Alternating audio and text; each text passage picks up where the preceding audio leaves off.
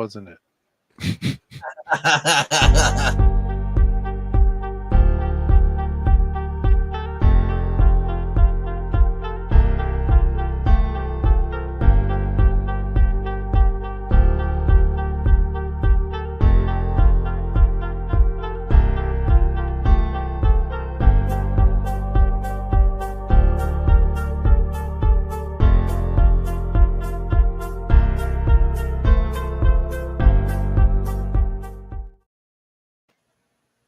Oh, wow. We all show up at once.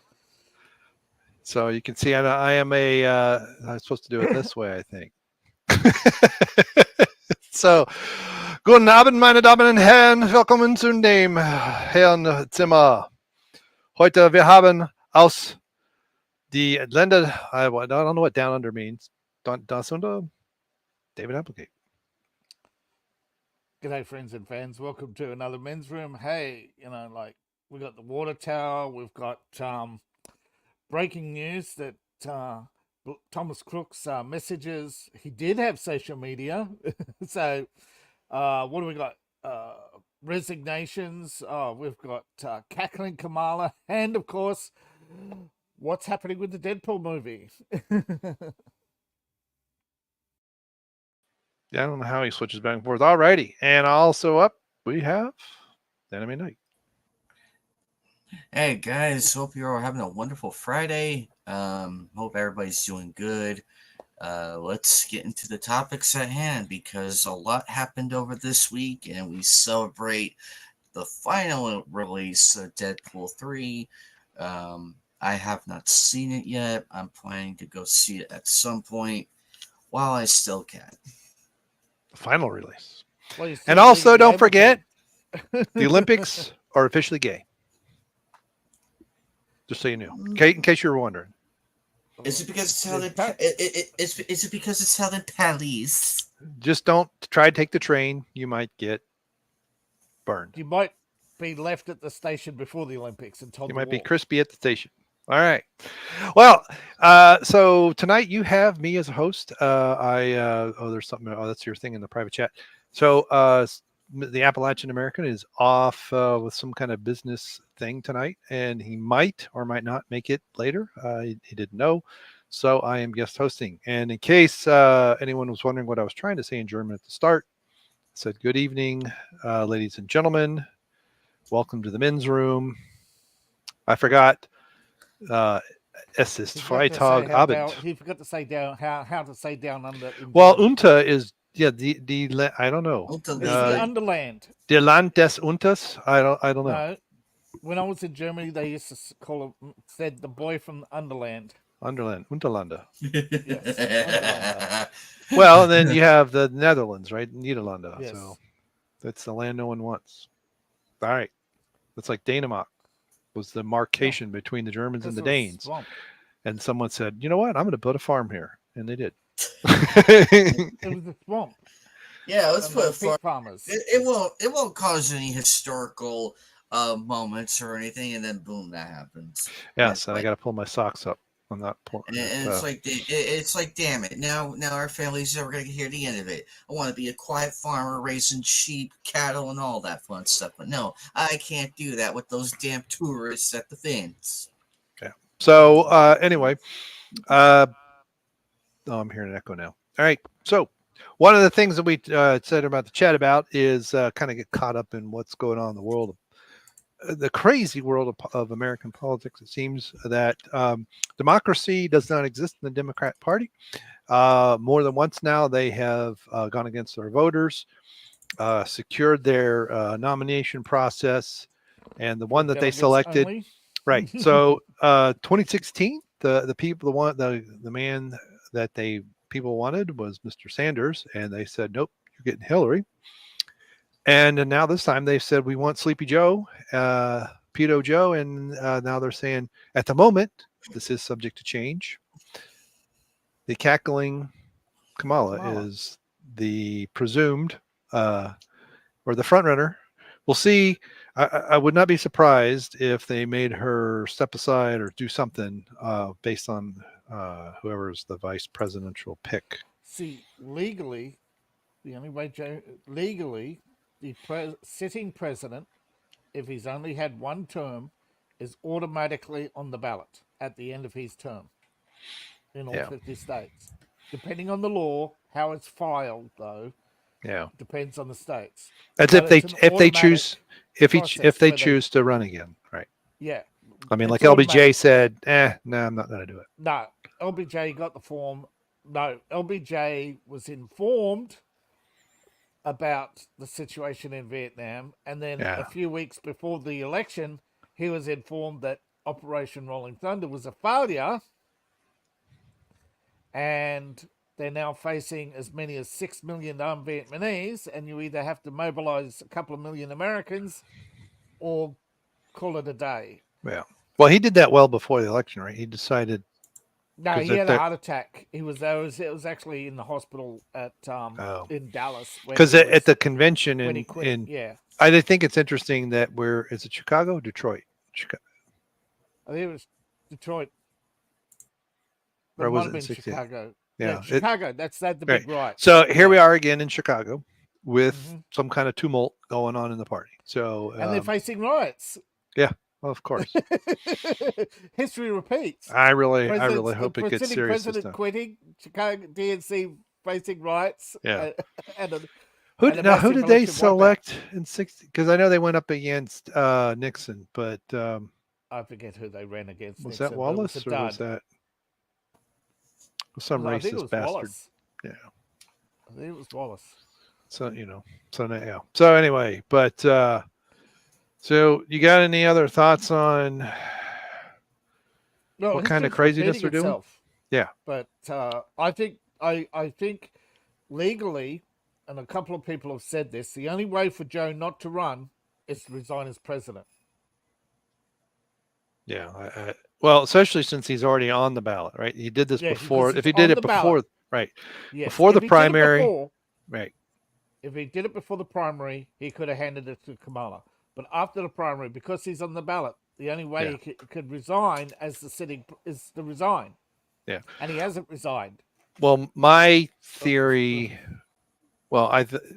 granted, he's been hyped up on stuff, and now there's, of course, all of the body doubles, and he got taller. Apparently, he had a stroke and got taller. I don't know if you all caught that. And no. So if I get a stroke, believe the media. You have to trust the journalists. Oh, well, it was all of the. It was the steroids, right? The steroids they were giving him to get over COVID made him 6 inches taller, or something like that. It's not like he's an inch taller. It's like significant. Well, then I might have to take some steroids, and they'll probably grow to 6'11". Cheekbones. Yeah. He's gained hair. He's lost hair. He's gained weight, lost weight. He's even gained a mustache in a day. His earlobes have changed. His nose has changed. His teeth have changed.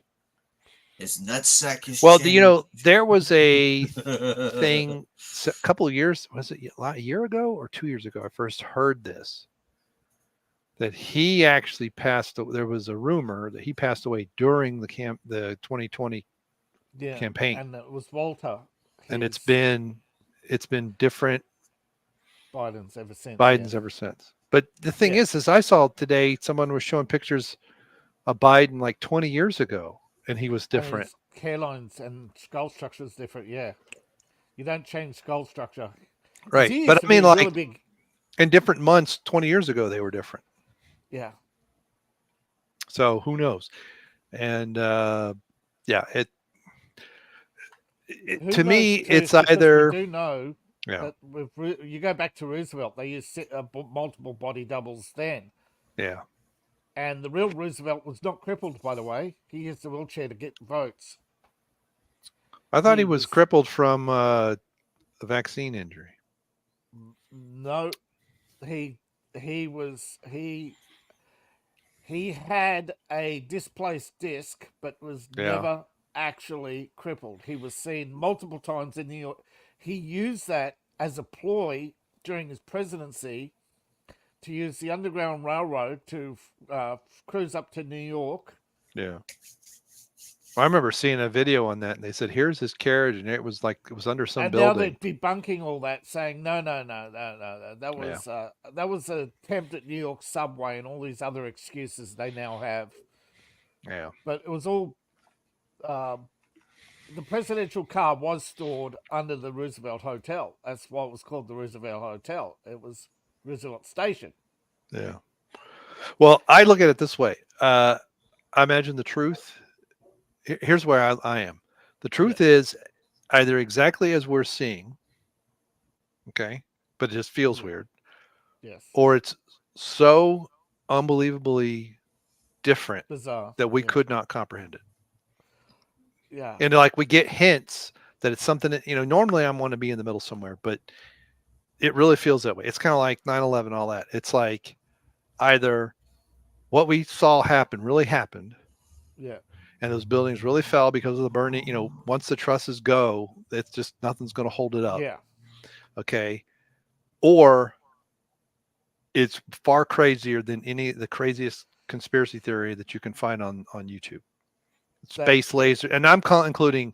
No, I've heard. I'm not talking about space. Yeah. I'm not talking about space lasers here. I'm talking about the fact that a hypersonic round was fired at a building because of a building hit by an airplane on fire, and yet there are photographs of somebody standing in the impact zone.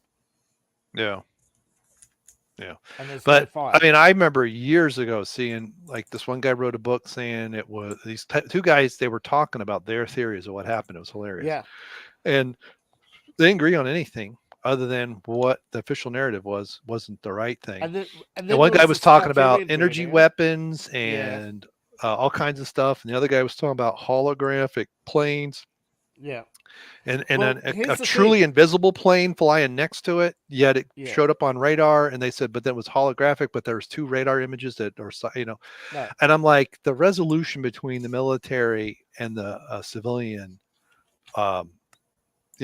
I can understand. That's probably where the difference is, because they had like a military tracking showing something going right into the building, and the civilian tracking showing something going past it. Yeah. But then they tried to claim that the radar images continued, so they were saying, well, that was a drone, but it was projecting a larger thing, and there was around it, and there was an invisible plane flying right beside it that was guiding it. And I'm like, look, I know we have decent stealth technology, but we do not have Wonder Woman invisible plane level. No, I understand T-rays can make stuff disappear, but not in the shape of an airplane moving at a couple hundred miles an hour. So that's what I'm saying. It either is exactly what we were told, or this is where I am. Or it is so outly fantastic that we would never, if we were told, if it was not the official story, which I don't think it is, but if it was ever revealed exactly what happened and who was involved, it would be so fantastic. You would think this is beyond a novel.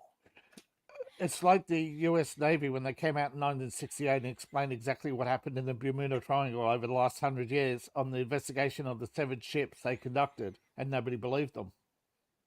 Yeah. But the truth is that the air bubbles? That methane bubbles. Yeah. Yeah. And people would find the shit. No, they found the bodies they found the bodies. People were... out of Bermuda, people have known about this forever, and what they do is they wait for a ship to be adrift, and they go out, throw the bodies overboard, and they tow it back to shore. And the US recovered the 7 missing ships in the southern Bermuda Harbor, and they conducted investigations and found what happens, when you cough, when you suffocate, all the stuff you cough, and all the when your dead bodies leave residue behind and all that. And they piece together from the tracking that what happens in the Bermuda Triangle is big methane bubbles burst out of the ocean. They've actually filmed this. And then you take one giant shit, and somehow your body is 100 pounds lighter after your death. No, you can actually lose weight when you die. You can lose up to 25% of your body weight from water and gases leaving your body. Ernest Purdue says, good evening. Hey, so Ernie, that's the Appalachian American. He's a workmate. Yeah. Supervisor, I believe. He is listening. The boss is listening, so be careful what you say. Right. I say that I say that as a joke, though. I say it as a The joke. thing is, I actually think they've told us the truth about 9/11 because it's so mixed up with all the other stuff, you'll never be able to sort it out. Yeah. Yeah. But yeah, one of the things I had heard about the triangle, and this isn't actually happens in other various but areas of the the ocean. US Navy told us the truth and nobody's believed it. Was that oh, so it's kind of both, the right? methane bubbles kill people. There's the methane and bubbles. Even airplanes. Yeah. Yeah, because it screws with the buoyancy and the lift of a, and it could be boats just go straight down. It could be pretty small, or I've seen where it's half a mile wide and you don't notice it until you're in it, and then you're screwed. Yeah. So they've found container ships on the bottom intact, and it's not just happened in Bermuda Triangle. It's the most common place that happens off the Bay of Bengal. They've had ships just suddenly sink. Yeah. Well, no, they lose all buoyancy, and now because and down they go. And especially a modern ship, once it takes on water, there's no recovery. You pass buoyancy. They're too heavy. Modern ships are too heavy. Yeah. They're cut. Yeah. You can't get the not ballast tanks. That's a submarine. They can't. No. Well, they have pumps, sump but pumps, not enough to pump out fast enough.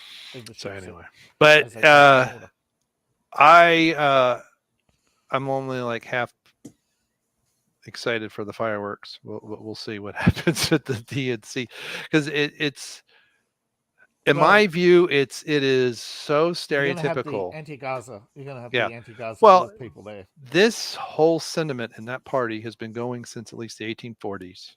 Yeah. Right. And this is kind of like its ultimate conclusion, right? Like I've said many times, in high school, I figured out there's a myth around both parties, and I'm like, I don't trust either of them now. But it was like the thing that people think about. It's like this party. The only time that I can see that the Democrats were anti-war was under JFK, and we know what happened there. And but don't forget, the only reason why they're anti-war is because it came up their turn to be drafted. Right. That and when they're in charge, they do whatever. But anyway, so it's and now, and also, I've heard even more cockamamie theories about the Trump incident, we'll say, and which is it's now called Water Tower Gate. Yeah, was there it was one shooter, two shooters, it's three shooters. It may have been. But here's the biggest thing, and a lot of people call this conspiracy the stripping of security. Mm-hmm. This is how they killed the Archduke Ferdinand and the Tsar and many others. They strip away their security, and then when they're in the hands of incompetents or their enemies, leave them in the hands of incompetents or their enemies. Well, this is how they got rid of Julius Caesar. Yes, they stripped away his security. He was in the hands. He was in the hands of his enemies. He didn't know it. They surrounded him and took him out. Period. Caligula, Caesar, and about half dozen others who were all murdered. Were all the same things. They all went against the Praetorian Guard. They told the Praetorian Guard they can't have their pay rise. The next day they're dead.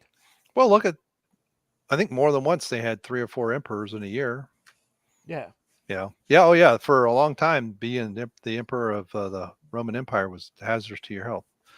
And the biggest cause of your downfall was the Praetorian Guard. Oh, yeah. It's always the closest. But yeah, well, and if we want to do fictionalized stuff, this is when they went after Michael in The Godfather, right? Yeah. They got to his security. They run off. His security. Yep.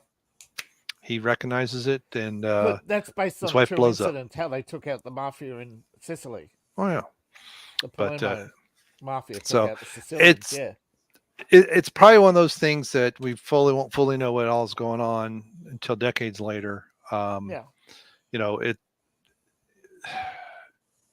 It's like, even within my lifetime, Watergate, it took us until recently before it was fully known officially that it was a CIA setup. Yeah, that Nixon's personal secretary was a CIA agent working for the DNC. Yeah. At the time, they made no bones about getting rid of Agnew as a setup, because they only gave him Ford as a choice, and then they got rid of him. Nixon was told that if he played ball, he'd they'd support him ending the war in Vietnam, which is what the people wanted. Yeah, which they did support, and then we went off and started other wars over somewhere else. Yeah, but to do that, they got rid of him. Yeah, Right. But it wasn't until was it 75 when we officially pulled out everything? Yeah, so under Ford. So anyway. So let's get on to some other maybe brighter news. Or maybe are there any brighter news? I saw on Facebook, I don't remember who it was, but somebody was it was apparently one of those prawn stars that was said they saw the Acolyte. I saw this, I thought, in Geeks and Gamers Facebook group. Maybe Nerdrotic. That the Star Wars movies they have been in were more like Star Wars than the Acolyte. Yeah. But I don't remember who it was. Fan films. Yeah, fan film. The Star Wars fan film was more Star Wars than the Acolyte. Now, according to rumors, there's Headland has not been fired, just put on hiatus. Yeah. Well, yeah, go ahead. Okay, they promised allegedly 2 seasons, but the allegation is that she spent all the money on one season. I could see that. Sorry, I got a machine over here. I got to get something going. Let's keep talking. All right. But allegedly, they're going to fold her into producing the Mandalorian movie with Mark Hamill. And this is to wrap up the Goku storyline. Oh. But apparently, people behind the scenes, they're just having all sorts of issues because apparently there's a upcoming voice actor strike. Oh, and of course. Without puppeteers, they can't do Grogu. Yeah. One thing I've noticed about the various strikes, especially in Hollywood, but this has also been true of like airlines. They always strike at the worst times. Yeah. They always strike when the economy's down and sales are down, and then they go on strike, and then it's so hard to get sympathy for their plight. And then when they get a raise, and then they turn around and produce garbage that people don't want to watch anyway.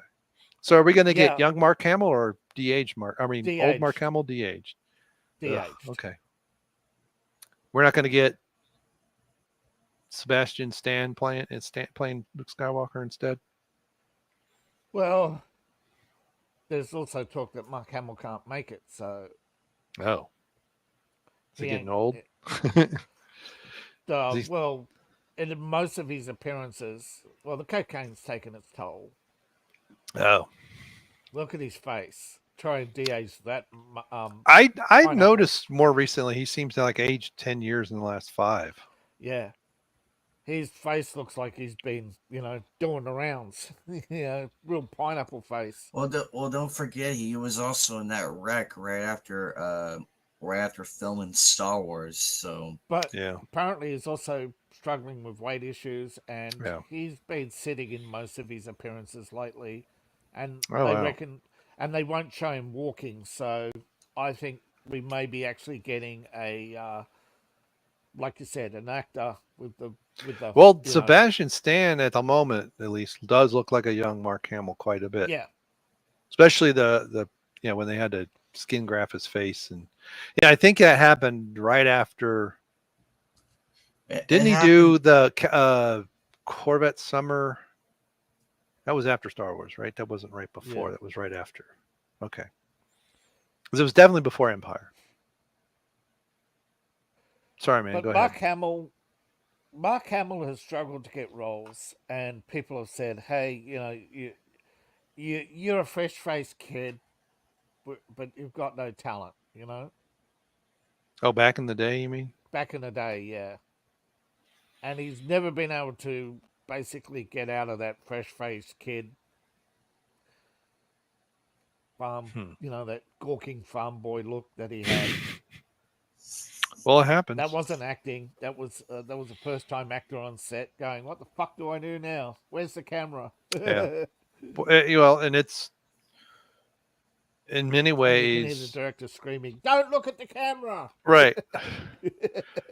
Yeah, from that original cast, in many ways, Harrison Ford was the only one who was able to really go on to other things. Although in many ways, Indiana Jones is kind of a similar, you know, Was a walk on. He was with Lucas, couldn't find another job, and they were already working on it when they. Well, and Tom Selleck wasn't available because of Magnum PI got picked up. Which was weird because he was also supposed to be Han Solo, but Selleck had it up to here with acting, which you can sort of understand. The way they treated him over the years. I feel like Carrie Fisher, she did pretty good for herself outside of everything else. Well, she struggled differently. She refused. After the Lucas hot tub incident, she refused to casting couch. Yeah. So she was restricted because she refused to put out.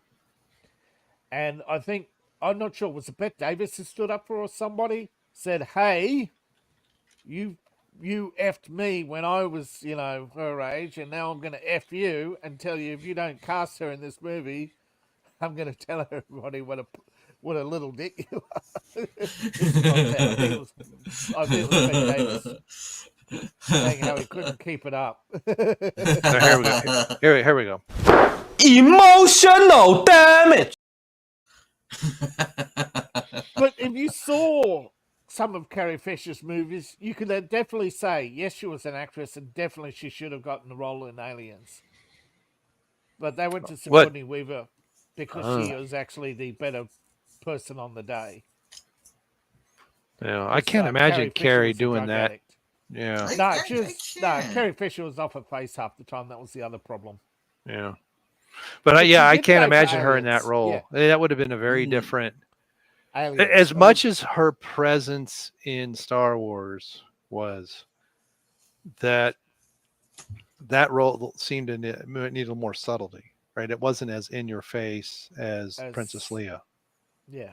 Princess Leia was, and this is what people, you know, I constantly have to, you know, people will complain. And I'm like, look, she is the only character in the entire saga that went toe to toe with Vader twice, if you want to count Empire, although she was a little bit more subdued.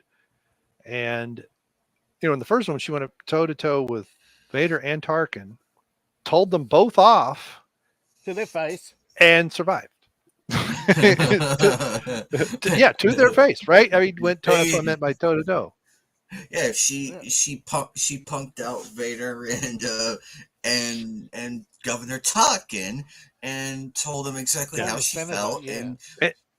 And some people will get all hung up. Tarkin, though. Yeah, you gotta love Peter Cushing, because what other intimidating man wears slippers on set? I mean, you can't not.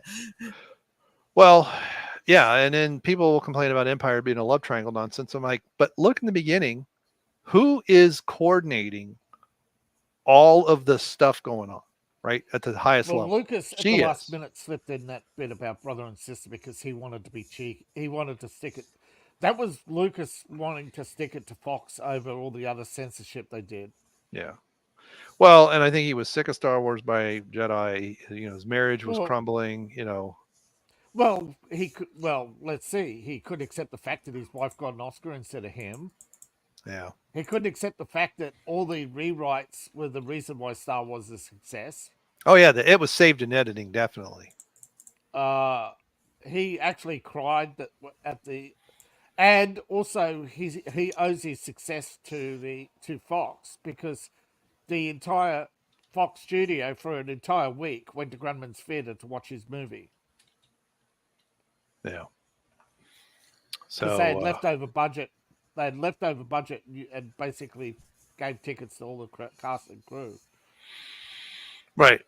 But because once we got the extra special editions of Star Wars where Lucas put crap back in, you realize how slow this movie could. It would have been American Graffiti in space. Yeah, but good, but not great. But American Graffiti ain't that great either. No, and it will put you to sleep. It's not a great film. It's not good. An iconic film. It's not great. No. It's a snoozer. But we actually see many times. Wait, what scene are we at? When Lucas is left alone Lucas is a hack.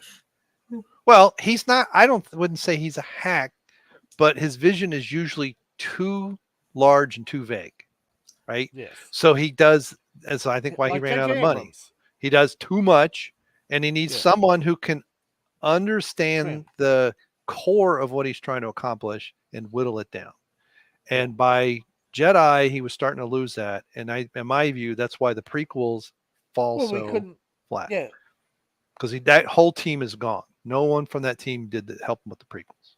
Nobody wanted to help him anymore because he wouldn't listen. But we see But we get Willow, which was another could have been good, great movie that was kind of flat. I mean, I liked it, but and it kind of wanted to be Star Wars in medieval times with real magic, but it failed to really capture because that team was gone. And when you look at his work before then, during Willow, oh yeah, they were quitting.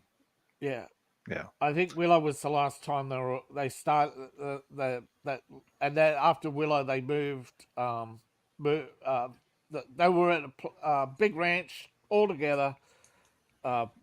They pitched Willow, but by the time they were nearing the end of production, they were just down to a few cameramen and a sound guy, and that was really rushed at the end. Now, was he a real just shit show? Was he the producer of Howard the Duck, or did I know Ron Howard was the director? Okay. Yeah, and director. Yeah. I thought Ron Howard. Howard the Duck was his big solo debut. Okay. Because Star Wars, he had hand holding. Yeah. I've never seen that one. Apparently, well, I saw it and I thought it was meant to be a comedy. I didn't know it was meant to be a serious superhero thing. I thought it was a, like the stupid. But this is the thing I understand. During the 70s, superhero movies were made to suck. Superman was like the first real superhero movie. Then came the Batman movie, the good one. Okay, so William. Well, Howard the Duck doesn't have Lucas on it at all. No, I don't know what happened there, but everybody said it was Lucas. Willard Hayek was the director, unless he was a producer. I mean, let me. Everybody said it was Lucas. Yeah, I know. I don't know. Are they imagining things wrong, or he was executive producer? Ah, so he had creative control. Yeah. Well, that was sometimes executive producers have creative control because our favorite Disney mistress KK is executive producer on a lot of stuff, but she didn't do anything but fetch costs. No, Kate, the Miss KK over there. No, she was financial. She was financial. She kicked the door open. Well, I think she kind of was hurting the cats that were financing it. Yep.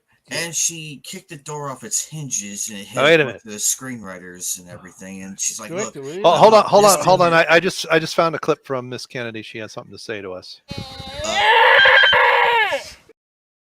Yeah, that's her when we trash the film. So when we trash anything that they pull out, that when we trash it so badly, that's the accolade. She was hoping for big numbers, and Leslie Headland too, and that's their reaction to the numbers tanking and making the Star Wars special look really good by comparison. Great job. Forever in the annals of time, the Star Wars holiday special is the GOAT above Acolyte. We're in 2024 now, and this happens. Oh, we have a okay. Lucasfilm. Now I get it. Right. Lucasfilm was the special effects and the audio for Howard the Duck. Okay. And George Lucas was in charge of that aspect of Howard the Duck. And that was a Marvel movie, right? That was the first full Marvel production, I think. Yeah. In case people are also trying to figure out, since I'm on a Mac and I'm controlling a machine over there, there's a program called Synergy. Check it out. It's really nice. Like $20. Runs in Linux and Windows. Was president so I can use of this mouse at the time. Control that computer. Sorry. I was just reading. Yep. Lucas I know. You're staying on subject. President of Lucasfilm in order to focus on producing the film Howard the Duck and do its Wow. special effects and that. So he was the disaster behind Howard the Duck. All the special effects, all the audio problems, all Yeah. the editing. That was all Lucas. That was him, Yeah. That's just crazy. but not the bad acting and bad script. That was Marvel. I had 3 writers, so that usually though, means you have though none. Leah Thompson is still a babe, though. She's still a babe. But I don't get like what made was Howard the Duck popular? Was there any reason why Howard the Duck was made, or was it just testing the waters to see? I don't know, because I mean, I haven't purchased a comic book But as far as I know, since sometime in the early 80s, so I don't know. But as far as I know, Howard the Duck was never popular. Yeah. Well, in comparison, Spinal Tap was made with a reason. They wanted to make fun of the rock and roll scene at that decade. So yeah. But Howard the Duck, I wonder if it was made as like a little as a joke, kind of like the Super Mario movie. Recipes, Bob Hoskins. No, everything was not his fault. I feel like the Super Mario Bros. Movie, the old one, kind of falls in line with Howard the Duck. And I know a few people are probably going to put me at the stake for that one. No, but I think I get what you mean. Where you put a bunch of art students in front of a project, and they do every artsy cliche in the book, right? Yeah. Without respect, without irony, not a drop of irony. But Howard the Duck, Yeah. I mean, it had some good moments here and there, but I can understand. I saw the editing and everything. I'm like, I think Howard the Duck. I think to edit. Yeah, I think Howard the Duck was made by early furries. I'm checking on our stream on Twitter. Well, apparently, when you make a comment over there, it doesn't show up here. So anyway, you 19 people watching. Please click like and share the podcast, and tell us what we should be doing to improve. So they're probably sharpening their pitchforks and everything, and trying to find my page and gaslight the fuck out of me for that comparison. I say okay, fair point. But I don't remember if Blade was really, really popular as a comic book.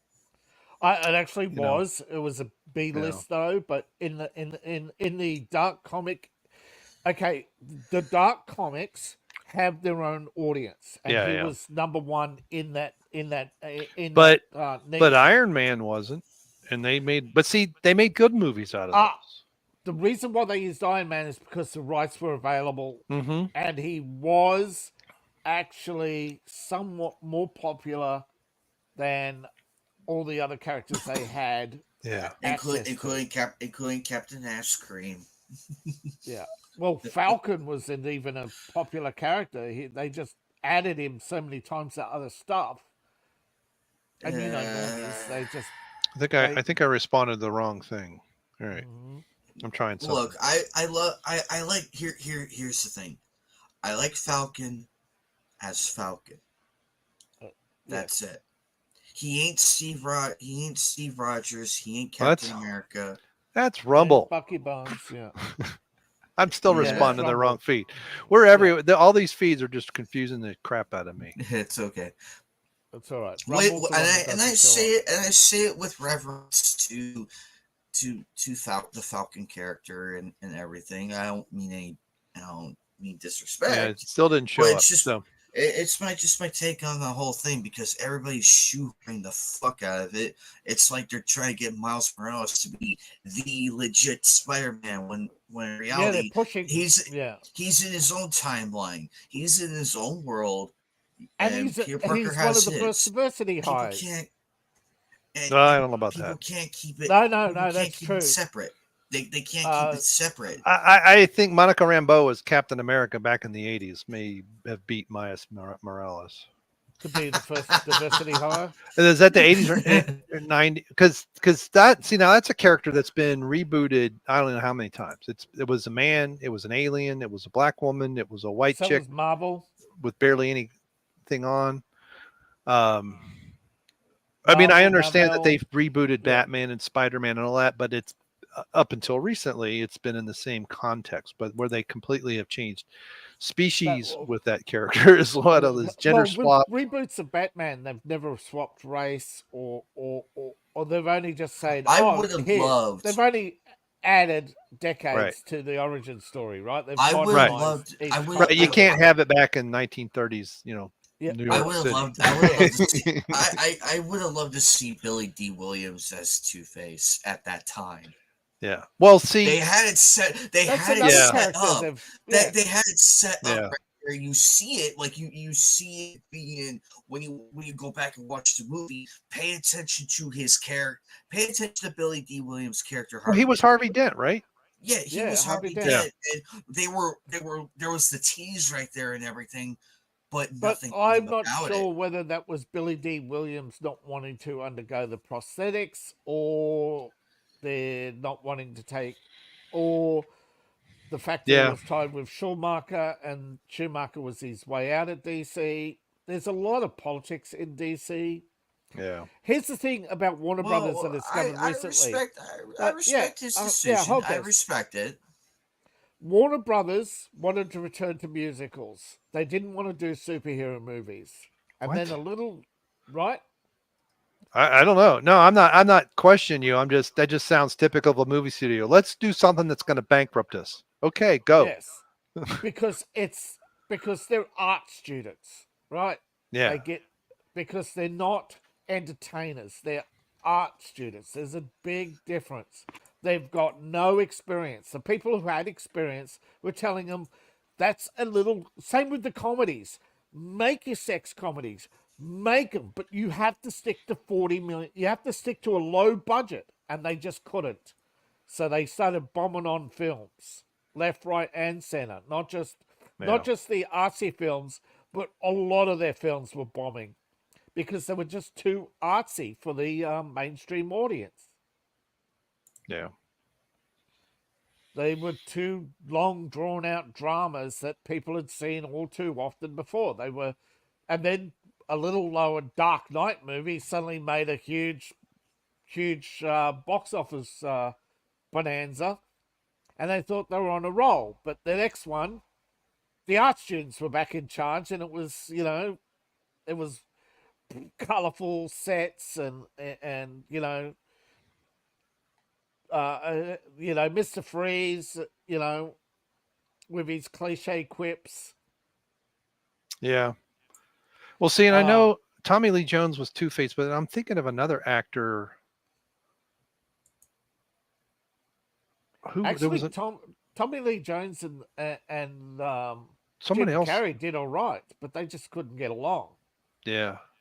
It seems to me that there was another bad guy in one of those Batman movies. I got a different actor in my head, and I can't figure out who it is. Schwarzenegger? No. So I don't know if it was when Michael Keaton was Batman, because Val Kilmer was Batman in Batman. Well, he lost the role because he lost his voice. Yeah. So what was the second Michael Keaton movie? Batman Returns? Yeah. It was that was See, that was Catwoman and it was Penguin. It was Batman. It was Batman 2 with Danny DeVito, Danny DeVito, Michelle Pfeiffer, Danny DeVito, Christopher Walken. Jesus Christ, my memory is going. And Michael Groff. Maybe it was Two-Face in the reboots. Was there a movie with Two-Face? That would be Tommy Lee. That was Tommy Lee Jones in Batman. No. The more recent ones. Yes, I forget his name. After the Yes. Dark Knight. After Dark Knight, Fuck, yes. what was his name? Okay, so it was in the reboots then, not Yes. that. Not the Dark Knight trilogy, the second one. Yeah. Okay. Oh, god damn it, what was his name? See, and I like Christian I- Bale's Batman too. That was good. Yeah.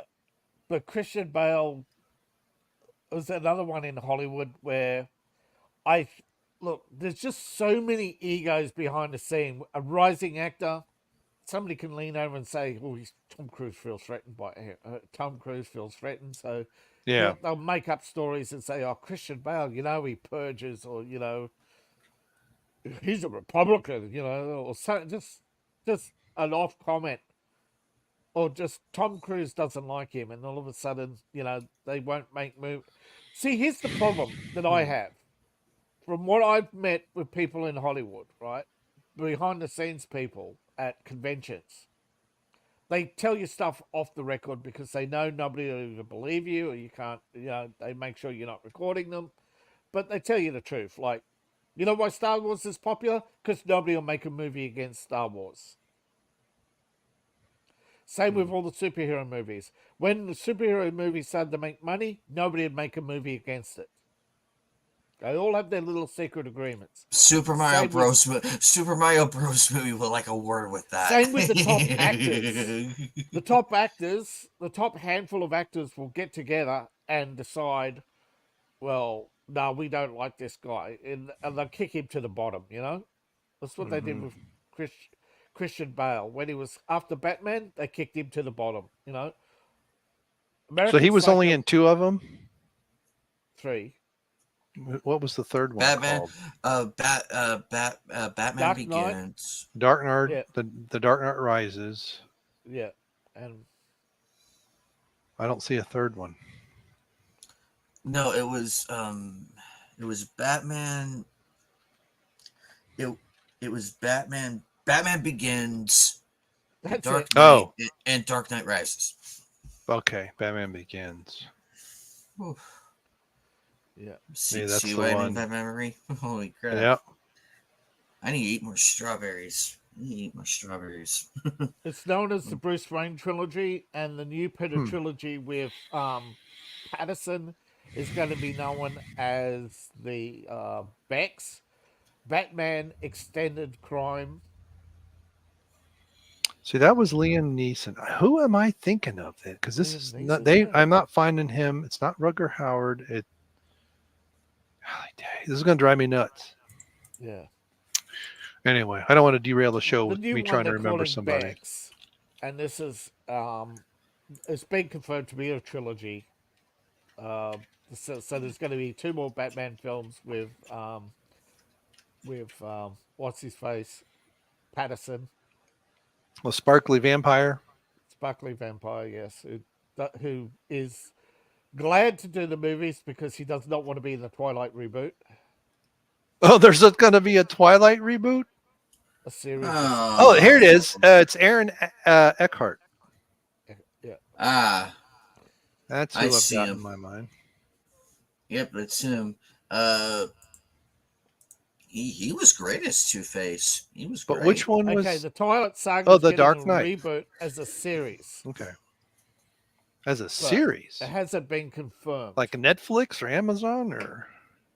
Okay, the Twilight Saga is a collection of 6 books, and it's too big to, and they're not going to do a movie. And my wife's read all of them back in her vampire crazed days. Oh, he's a bad boy. Well, we survived the first wave of that. This I'm not surprised about. Good God. The Twilight TV series is going to be known as Twilight the sequel. Twilight TV series is confirmed. Okay. On what? It's going to be animated. Oh no! It just keeps getting better. Keep talking. It's the gift that keeps on giving. Stephanie Meyer is, of course, the consultant on it. Does that mean she's just going to sit in a coffee shop in one scene and the actors are going to walk past her? No, it's animated, so she'll be given credit on every. She'll be so a going drawing over of every her will be script. sitting in a Yeah. coffee shop as the actors are animated past her. Yes. We talking computer her animation, I imagine. self-insert. Well, Right. isn't her self-insert This is already a train isn't she? wreck. Yeah. But basically, the series is a self-insert. Oh yeah. It does revolve Absolutely. around her teenage fantasies. Yes. Yeah. Yep. But they At won't say who's. least- Oh, Touchstone. I think not Touchstone. No, something's animation. They won't give the name of the studio, but I think it's Amazon. Great.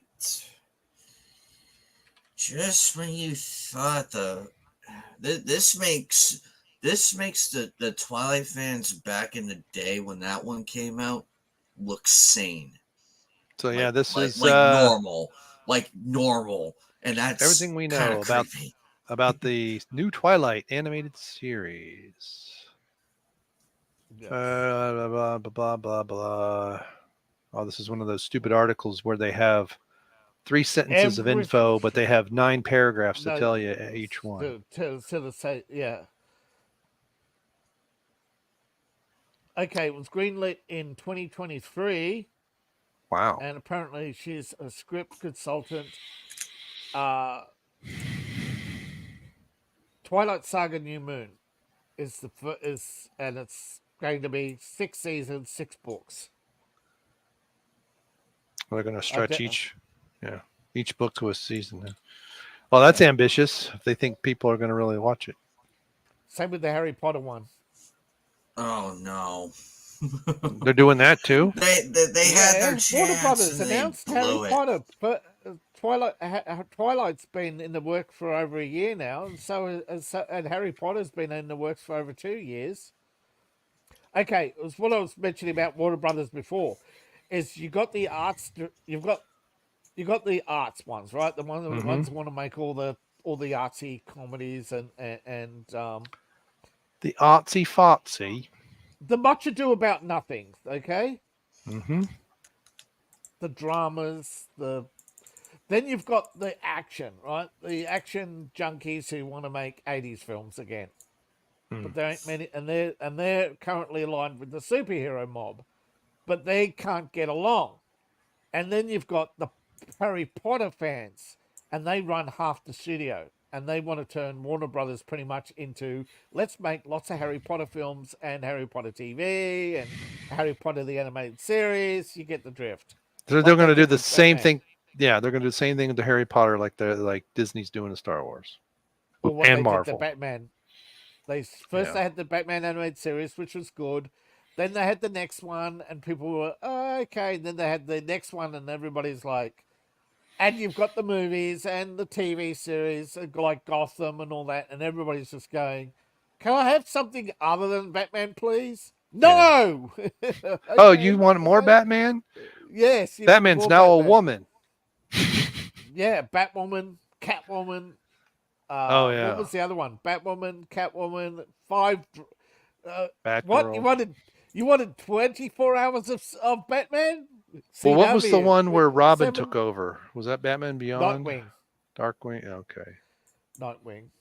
Yeah. Nightwing, which was a ripoff of sort of the Shadow and Darkwing of the 1950s, although those comics never took off. So Darkwing Duck. Yeah. Well, Darkwing Duck is a ripoff of the Shadow. Well, yeah, he wore purple and black just like Shadow. Yeah. There's so many characters have ripped off other characters. Now that was another superhero movie that I thought was good that went nowhere. The Shadow with Alec Baldwin, or was one of the Baldwins? Was it Alec or his brother? Baldwins. Yeah. And then the one that I'll be right back. The one the Phantom? Yeah, the Phantom was another one. With what's his name? He was in Titanic. Billy Zane. And now that one, I remember I didn't see it in theaters. I remember seeing it on video. Because he was they had scheduling issues to do the sequel. By the time they got around to do the sequel, the Fandom hadn't made enough money to justify a sequel. Because what I remember about that movie is it felt like it was really constrained by its budget. It's like it was decent for what they were trying to do, but it's like it was really the writing was okay, but the superhero aspects of it really got pushed against its budget. I don't know if that's true or not. That was just what I remember. What has that been? Well, here's 35 the years. thing. Here's the thing. So many people, so many other stories have ripped off the Phantom that the Phantom couldn't be the Phantom. Right. It's the problem of what happens when you try to make the original. Like, want to make the original. Star Wars is an original. They ripped off John Carter. Well, Kurosawa. I mean, that was a kind of Yeah, there's a lot of- amalgamation. Same with Harry Potter. It's an amalgamation. It's an amalgamation of rip-offs. It's not an original story. It's an amalgamation of rip-offs. Well, that was 96, so it was later than I thought. 13. Yeah. It ripped off Yeah. 13 different stories, and they paid out some, and others they beat in court by using... Oh, the Phantom? Or No, Harry Potter. 13. oh, okay. Catherine Yeah. Zeta-Jones was in that? I didn't remember that. Yes, she was the love interest. She was barely in it. Okay. No wonder. Yeah, when I problem saw with the her and Phantom Sean Connery, was- that was Yeah. hooked at that point. The problem is the Phantom has a smaller niche audience than the Batman. Oh, and yeah. Studios overpay and over budget everything. You know, Yeah. they went too far with all the extras. I reckon half the movies today would make a profit if they cut the salaries of the actors, but the Actors Guild just links arms and say, no, you're going to pay us scale. And the studios, for whatever reason, go along with it, which leads me to believe that there's a lot of hinky, stinky stuff going on with the industry. Under the table payoffs. See, now The Rocketeer was another good one that Yeah. I thought might do something, but didn't. Well, And The maybe, I don't know, Rocketeer's maybe these are another better. Right. Maybe these are better off as a one-off. I don't know. But the thing is if you look at, from what I remember, the comic books, in DC, it's pretty much Batman and Superman, not Yes. too far behind is Wonder Woman. And then it's like a Maybe huge the gap. Flash. Right. Yeah, the Flash should be up there. But then it's like, you got to go halfway across the universe to get to everyone else. And in the Marvel universe, it's pretty much Spider-Man up until recent times. Thor But and don't Iron forget- Man are below that. And then it's like, who? Yeah, but don't forget, they spent a long time demonizing Spider-Man films. And yet, if you actually go back, in the 90s, they made $700 million. And in the 90s, $700 million is like $2 billion today. Oh, yeah. So they were more successful than people realize. Yeah. But the Well, I problem with remember the Spider-Man ones. movies Go ahead. is the media had credibility in the early 2000s, and they were able to demonize the Spider-Man movies in order to push Iron Man, etc. Yeah. But those Sam Raimi movies, to me, I look at that, especially the third one, it suffered from the exact same thing The Hobbit did. They at first let the directors do what they wanted, and then the studio execs were like, oh, no, do this, and we want that, and you got to do this, and hire this person, and then it just falls apart. Yeah. But I remember the TV movies in the 70s with Spider-Man, and there were things that they were doing with cameras going over the edge. We're like, how'd they do Here- that? Here's But then, the and they problem- tried the Incredible Hulk. I forgot about him. He was Yeah, still pretty Incredible popular. Hulk, yeah. But we tried to do a Captain America. I remember that horrible movie failed in the often. 70s. They tried to do, wasn't Man from Atlantis a Marvel thing, or was that No, that was independent. independent? That tried and failed. It was kind of it felt like an Aquaman ripoff. Yes. The only it's- time we get all these other characters, especially in the DC files, was Super Friends. But it was Yeah. still Batman, Superman, and Wonder Woman. A little bit of Flash, because the Flash, and again, you're talking about the Flash. The Flash series in the 90s was good, but it fizzled. Mark Hamill was excellent in that as the trickster, as far as I was concerned. Yeah, here's the problem. And I think a lot of writers don't understand this, but not every character has the same amount of stories. Like Right. Superman, if you do a lot of Superman stories, you're going to make it harder to do other stories. Like, it trickles down, right? Yeah. It's an inverted pyramid. The characters at the top get the big stories, and as it comes down the list, you get less and less stories. So by the time you get to the bottom, you can't repeat storylines. So Yeah. you're restricted in the amount of stories you can do. So what happens is DC tried to do this. They tried to rein it in so that every character had the same amount of stories. The problem is the powers aren't the same, the villains aren't the same, Right. the public interest isn't the same. Yeah. Oh no, Which the is Rogues why- Gallery will make or break a superhero. Yep. So basically, we had growing up. I do remember watching a bit of reruns of the Adam West Batman, Mm-hmm. the Wonder Woman one, which by the way is probably one of the fun Linda ones. Carter, That was one of the best that, superhero movies. Yeah, that was actually superhero fun. I could Yeah. I could watch that Wonder Woman one and not get bored. It's that good. The Incredible Hulk from the '70s, which was still pretty good. It holds up a little bit here and there.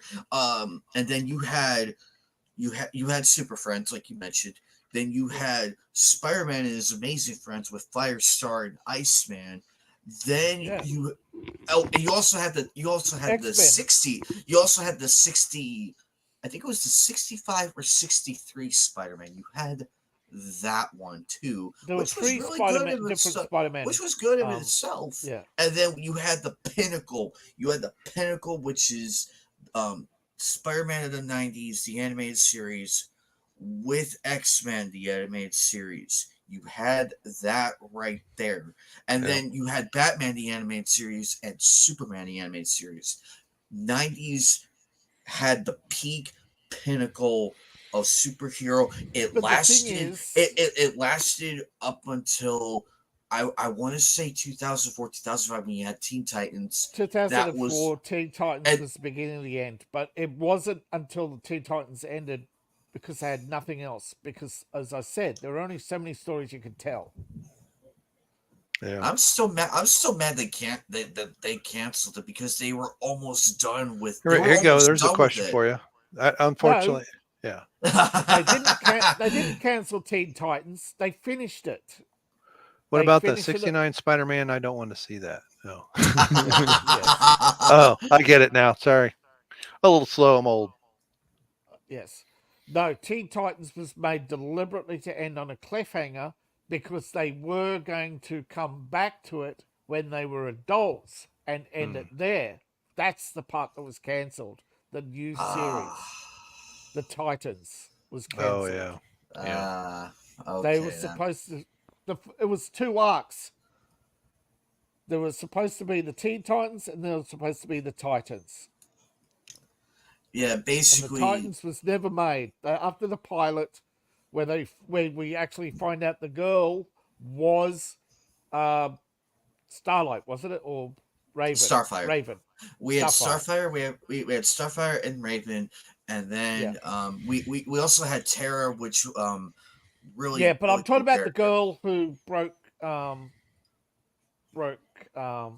young, what's his name's heart, and he just can't let it go. And as a Titan on his own, leading the team of Titans, which is only him and him. And, Okay, the thing I is, see.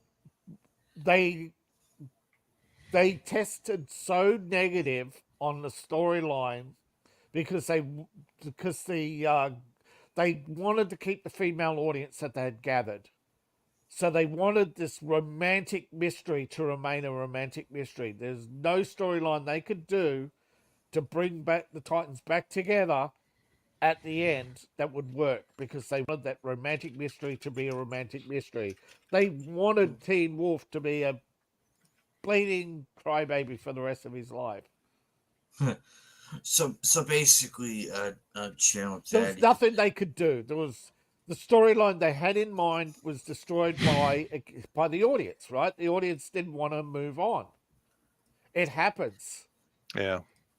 So basically, from that timeline, you had Yes. you had the Adam West, you had Wonder Woman, you had the Incredible Hulk, you had Superman, and then fast forward to like from the classic era. We'll call it the classic era of superheroes. Then in the I believe from the 70s up until the 90s, you had the Spider-Man Amazing Friends, you had Super Friends, you had the Spider-Man animated, Superman animated, Batman, and then in the 2000s you had Justice League and Teen Titans. Yeah. So that's where this is at right now. This is, if you take all those and put it together, it would be about that. It would span about that much. Yeah. Well, and in there too, you had the Michael Keaton reboot. Oh yeah, that too. I completely forgot about that one. Which in many ways was the returning, if you will, to the Dark Knight, because that's the thing. And the the TV series in the 60s with Adam West was a departure. I feel like the first two Batmans were really close to the No, wait a minute. I told a lie. It was Batman and Robin. Then Jesus Christ. It's the 1989 Batman with him and Joker. Batman 2 with Catwoman and Penguin, thank you. And then you had Batman Forever with Two-Face and Riddler, which would have worked if Tim Burton still had the helm. He had the idea that what if Batman 3 with Robin. I now that I think about it, I could see Robin Williams as Riddler, but it would be good, and he plays convincing roles. He does. That would have been an interesting take. Like it would be like seeing Billy D. Williams as Harvey Dent. It would be like that, but sadly, it wasn't meant to be. Yeah. So the Justice League from 2000. Yeah. No, I think we're in agreement there. Yeah, I'm in agreement with that. I will not. And that. The thing is with Batman recently, and they did the same thing with Superman, where we kept getting rebooted Supermans. It's like you don't have to, in my view. Now this is just my opinion here, but in my view, when they rebooted Batman with Michael Keaton, they could have done similar, and they sort of did this, right? Because we had 3 different actors play Batman over 4 movies, right?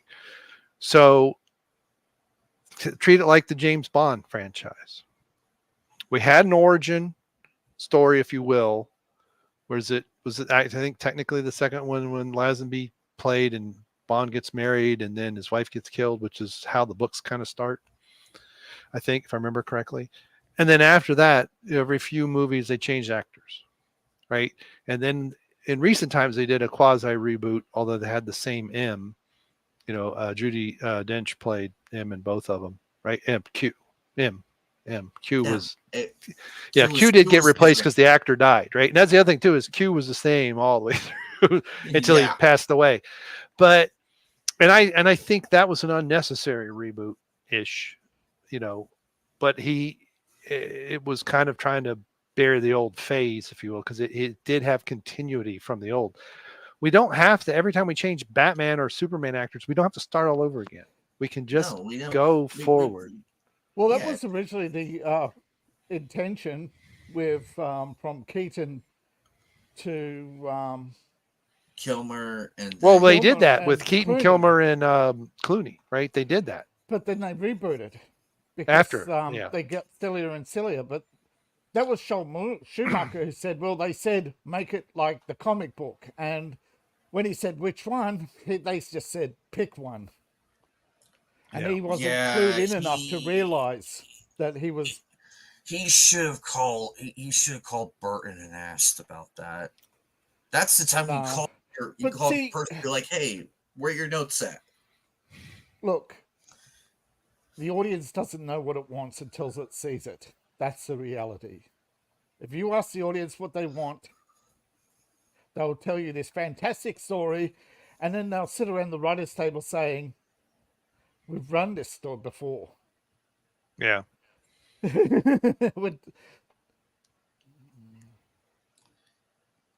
Yeah. I think we have to reach a point in entertainment where the only way we're going to be entertained is if every studio does something different.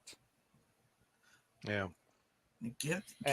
Actually give the fucking spotlight to other characters, for Christ's sake. Well, they're doing that with Marvel, and it's not working they there. did that with but the reason why it's not working with Marvel is because they're giving us reboots of existing characters. Hi, we're giving you a new Hawkeye. We're giving you a new. Well, there's that, and that's to the Milton's point there. That's really just copy paste. Okay, Hawkeye's Yes. now a woman. It's his daughter. It's his niece. It's someone else. It's a black chick. It's a Asian woman. It's a gay Asian woman. And then they don't change anything about the character, and it doesn't work, right? If you're gonna change, Superman into something else, you can't just copy paste it. Did we already get Martian Manhunter? Supergirl, yeah. What? I'm sorry, what? Yeah. I can't hear you, Enemy. What? Say that again. Sorry.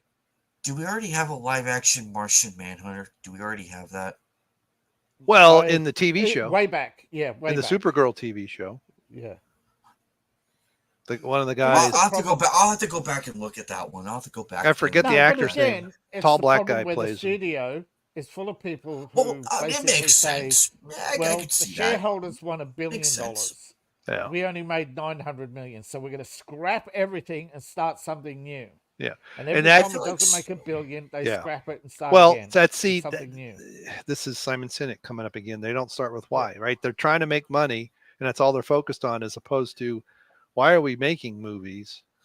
So you focus on why, and then the money comes, and then you make $2 billion. This is how you get, $2 million movies that are well written, well acted, well done, and everyone involved puts their heart into it, and it goes out in the theaters, and it makes $100 million. The problem is they want every movie to I make know. $1 billion. I know. Every movie, because you can have a well-written movie that does nothing.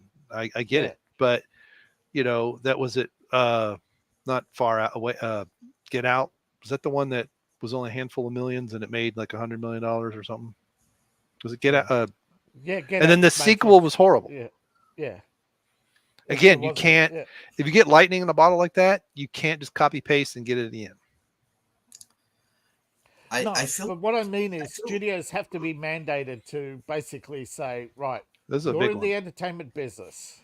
If you want the entertainment, you have to make the movie profitable. But right? I would side is you have to make the movie profitable. Right? And I would bet your shareholders don't ever go see the movies either. Yes. And here's the problem. They make movies they want to see, that they want to be in, that they want to act in. And that's right. That's the entertainment industry. That is the problem, that the people who control the entertainment industry. I completely forgot about that movie.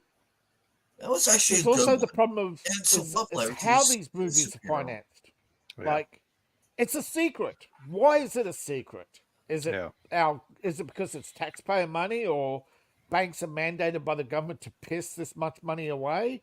All these movies are really a profitable, or there's really something we're missing, because the studios are reporting to be profitable. Yeah. Well, and I remember it was, I don't know, it was one of those entertainment shows that went back in the 80s, late 80s, when I still watched them. And they were talking about like Beverly Hills Cop and how all the creative financing, according to the books, it still hadn't made money, but yet it made all this money. And I'm sure there's a bunch of hijinks. And since it's billions of dollars, they get away with certain things. Like GE got away with not paying a penny in taxes the whole time Obama was president. But the thing is, it is a fine line, right? I'm not going to pretend like I have any of the answers, but it does seem to me that movies don't make money. How come Hollywood's so full of people worth hundreds of millions of dollars? Right. But it's a fine line between making the movie you want and making the movie the audience wants to see. And your big hits are when those two overlap as much as possible, right? The problem is, you can't guarantee that every month. Correct. Because you have to be making movies. It takes anywhere from 2 to 5 years to put a movie together. Yeah. So they've got to be making movies every month, and those movies won't be seen for years. So they've got no So all this scrapping that they're doing is really just protecting existing IPs to basically go, well, we can't compete against Harry Potter because we've got to make all that money back. Yeah. There are IPs that aren't profitable. Harry Yeah. Potter spending $20 billion in production, advertising, and merchandising to make 8.3 billion. Yeah. A book deal that nobody else has gotten before or since, you know. Yeah. Well, there's definitely some shenanigans, and who knows? But again, this gets back to how we started the whole show. I think the truth is much stranger than fiction in many of these things, Yes. and There's some of these more. might be ploys to launder money, move But money again, around. And it look at comes the down to the fact look that at I'm told the only Yeah. reason why Harry Potter was made is because you had so many Harry Potter fans at Warner Brothers. Yeah. Oh, the movies were made. You mean? Yeah. Yes. But And yeah, they weren't profitable. They were big budget. They made big money overall, 8.3 billion out of 8 movies. That's incredible. But you look at the cost, over $12 billion in production and advertising, yeah. and don't forget the revenue split. So Well, and I that think ain't that's what Disney did with Captain Marvel. I think a good portion of that marketing budget was to buy tickets. And this is how come you had theaters that were on paper. You go on the computer, it's sold out. You go to the theater, there's no Same one with in it. Harry Potter. Like I said, there's you can't find that many. You can find rabid Harry Potter fans, but you can't find that many of them. But there, yeah, but Yeah. And that the happens thing quite is, often. You get out of the way. Get out of the way of the people who really. There's a difference between people who kind of like an IP and believe they should make a movie, and the people who really love the IP and are thrilled that they get to make the movie or the yeah. game or whatever. But Hogwarts Legacy, don't forget, look at all the crappy games that were out there. Yeah. Well, there's some great Star Wars games, and there's a slew of crappy ones too. There's more crappy ones. I mean, Oh George yeah. Lucas made over 75 Star Wars games, and Battlefront's the only one that made a profit. Well, I think Knights of the Republic made a profit. I know some people that played the living crap out of the game, and then Star Wars Online went up like a rocket and exploded. Yeah. And Sorry, I'm talking. Sorry, I made a billion. Sorry, I meant yeah. not a profit, a billion. But Battlefront's the only one that made a billion. Yeah, I think that's the only one that really went. made money. Yeah, the first one, not the second Yeah. one. Yeah. Or was it the second one that made more but cost way more? Yeah. Because it I was don't the remember. last one, and then Yeah.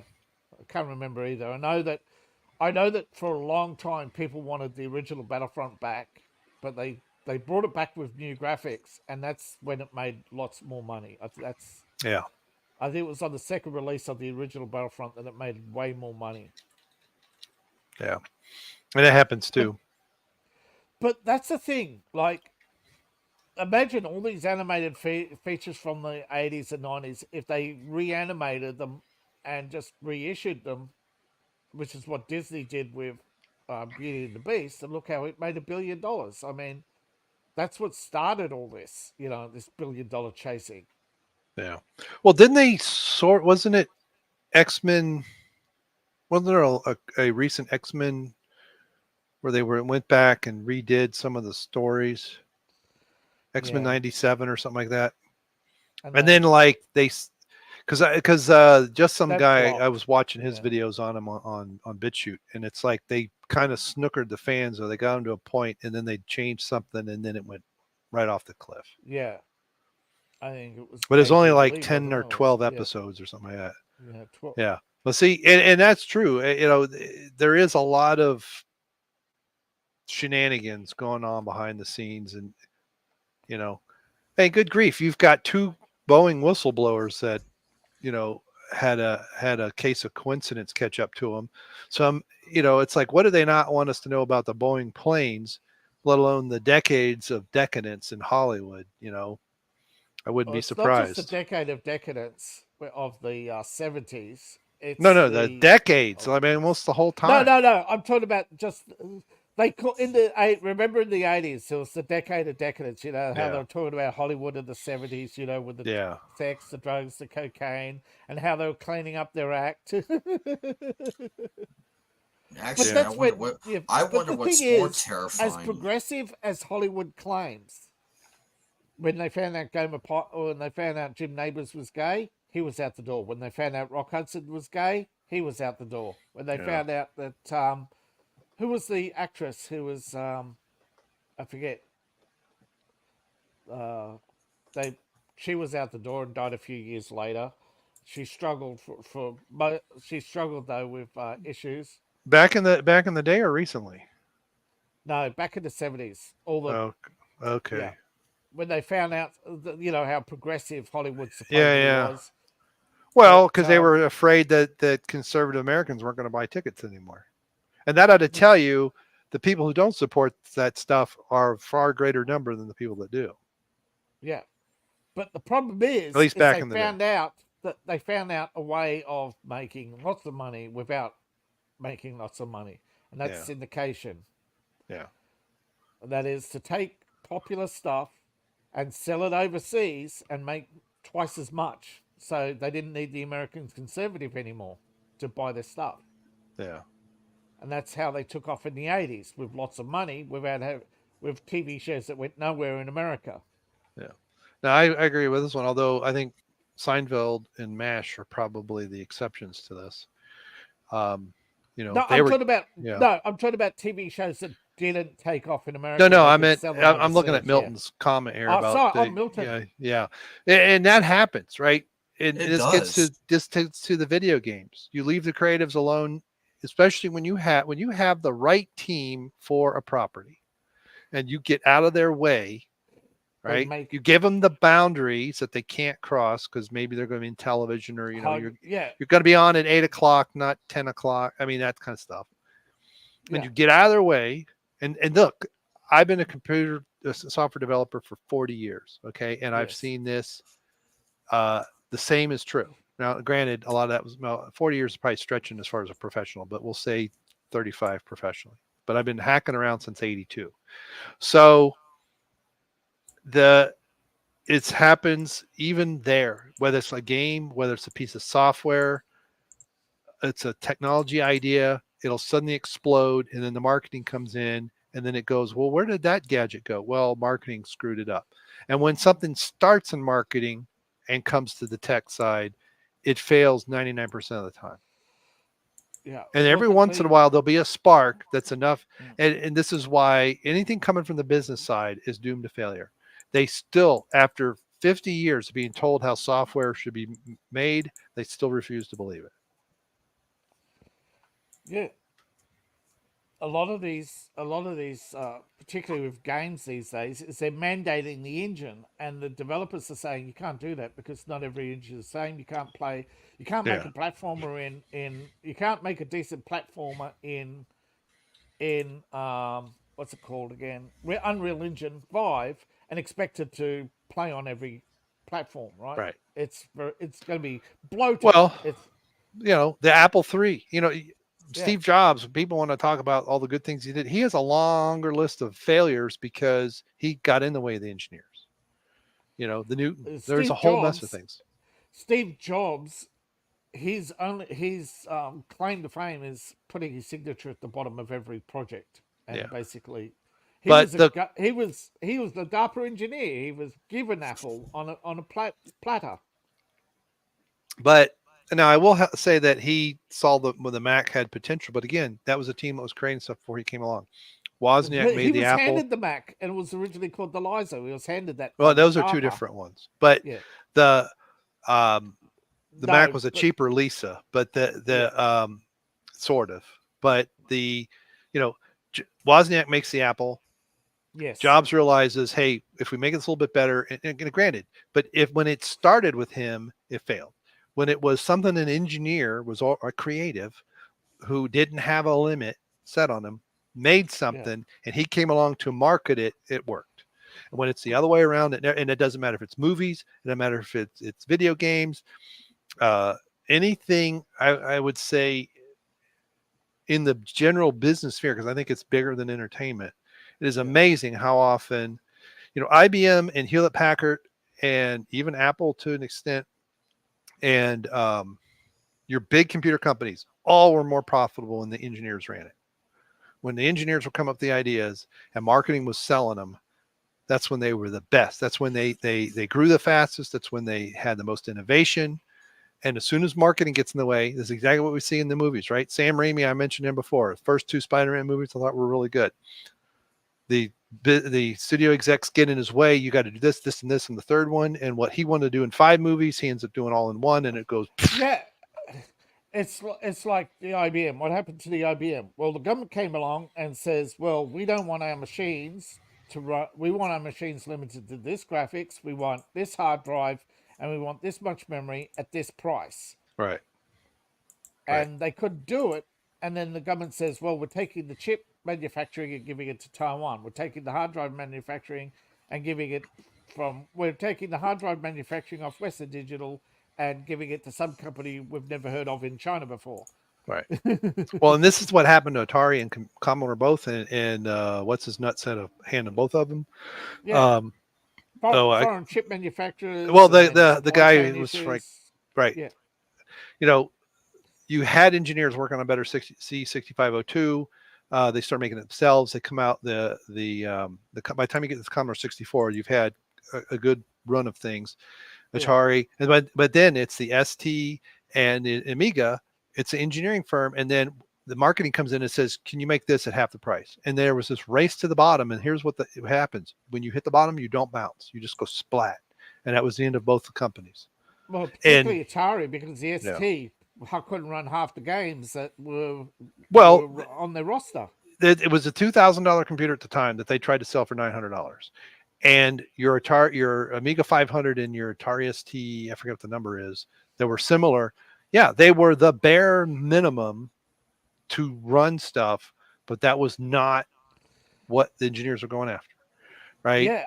And then when you have to re-engineer your computer, when you have to go out and buy an extra memory chip just to run the OS. Just to run the OS. And that happened to the Mac too. Remember the Mac? Oh, yeah. It came out, it was a big TV screen with a keyboard, and you have to go through 28 steps just to get to the 0 socket, because you had to replace the memory. They all had to be the same chip, so you had to rip out the 0 socket memory and put in 2 chipsets. No. And well, in the early days of that, because Jobs wanted it cheap, until he got fired. You know, I remember doing all the disk floppy, the floppy nonsense as opposed to having a hard drive. And it's like, now granted, the Mac's still around, but it nearly failed several times. And it only succeeded when marketing got out of the way of engineering again. And the only good idea he had was the optical disc, but the problem is the optical disc at the time were unreliable, and the rest of them basically pushed it aside, thinking, "Nah, who needs more than 1.2 megabytes?" Right. Well, and then when Jobs goes and creates Next, speaking of optical, he's like, "Oh, we don't need a hard drive. We have the worm drive," and it's like, he was failed as a I mean, I know he had some technical stuff, but he felt his mindset was more marketing.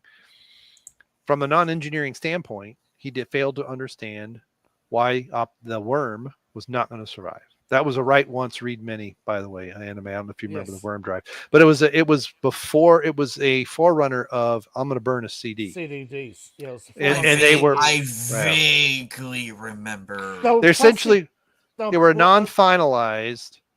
And they were cheaper, in air quotes, than a hard drive, but their capacity was not great, and they were so slow that it was really impractical. They ended up being slower than a 3.5-inch disc. One of my old classmates from when I was a kid in middle school back in the late 90s, his father had one of those.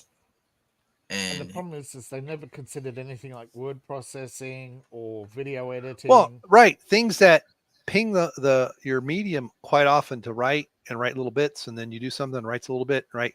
The worm drive was insane because you ended up with 85 versions of the same file. And with a hard drive, you just, you need 2 more sectors to save your story. Here you go.